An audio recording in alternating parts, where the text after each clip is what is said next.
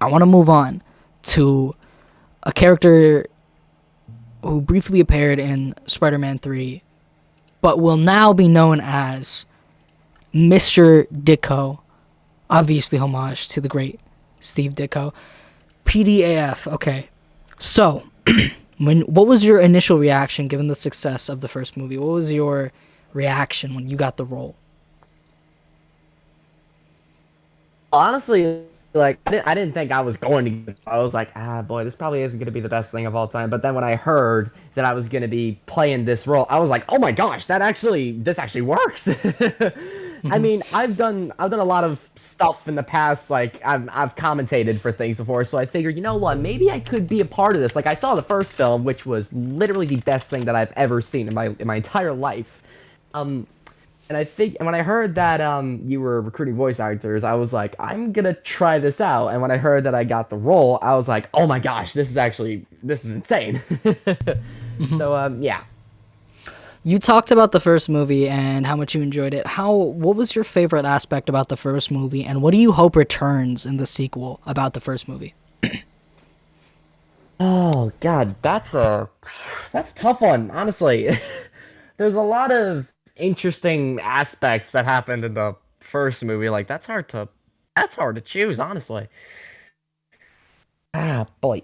Mm, I'm trying to wrap my head around that one. Do you want me to narrow it down? How about what specifically?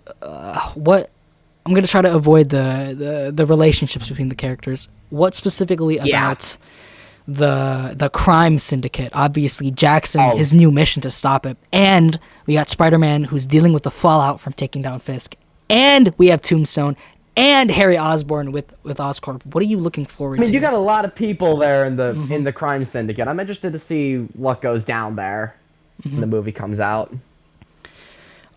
And I also want to ask, in terms of the character Mr. Ditko, was there any favorite lines that you had, considering you're such a wild and eccentric character?